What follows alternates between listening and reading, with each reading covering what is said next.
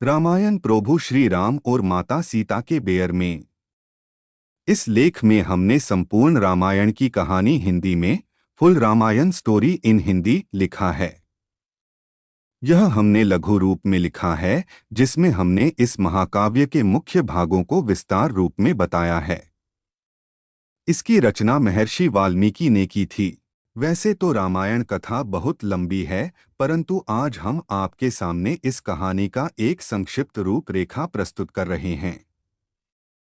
रामायण की कहानी मुख्य रूप से बालकांड, अयोध्या कांड, अरण्यकांड, किष्किंधा कांड, सुंदरकांड, लंका कांड और उत्तरकांड में विभाजित है।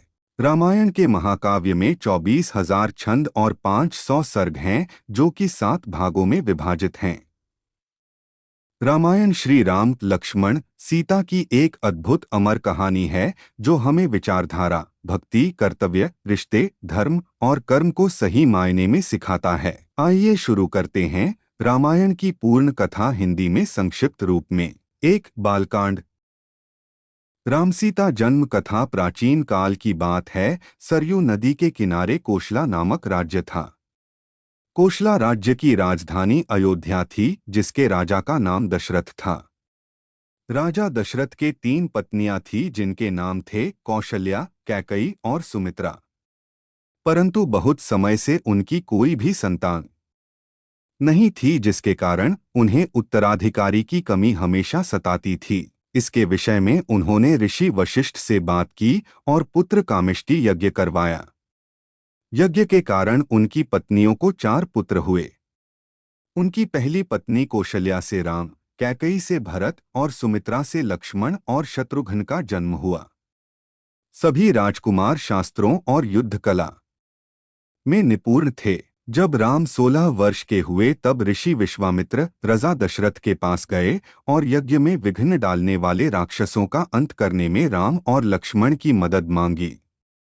राम और लक्ष्मण ने इस कार्य को आदर से मान और कई राक्षसों का अंत किया, जिसके फलस्वरूप उन्हें ऋषि विश्वामित्र ने कई दिव्य अस्त्र प्रदान किए। एक दूसरे प्रदेश मिथिला के राजा जनक भी निसंतान थे। ऋषियों के कहने पर राजा जनक ने अपने राज्य के खेत में हल चलाना शुरू किया।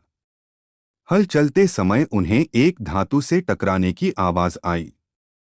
जब राजा जनक ने देखा तो उन्हें सित के कलश में एक कन्या जमीन में गड़ी हुई मिली। उस कन्या को जैसी ही राजा जनक ने मिट्टी से निकाला, राज्य में बारिश होने लगी और उस कन्या को जनक अपने महल ले गए। सित के कलश में पाने के कारण उस कन्या का नाम सीता रखा गया।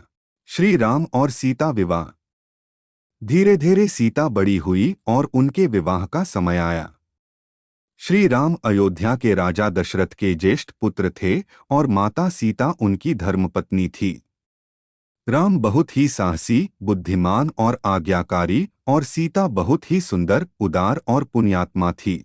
माता सीता की मुलाकात श्री राम से उनके स्वयंवर में हुई, जो सीता माता के पिता मिथिला के राजा जनक द्वारा संयोजित किया गया था।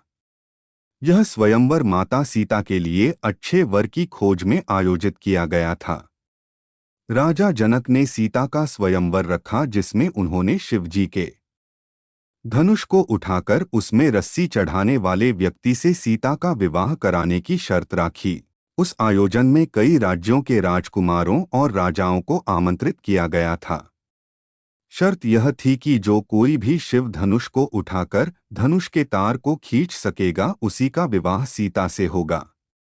सभी राजाओं ने कोशिश किया, परंतु वे धनुष को हिला भी ना सके।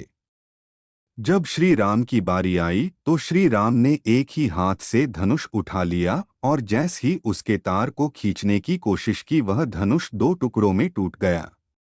इस प्रकार श्री राम और सीता का विवाह हुआ। इस प्रकार श्री राम का विवाह सीता से, लक्ष्मण का विवाह उर्मिला से, भरत का विवाह मांडवी से और शत्रुघ्न का विवाह श्रुतकीर्ति से हो गया।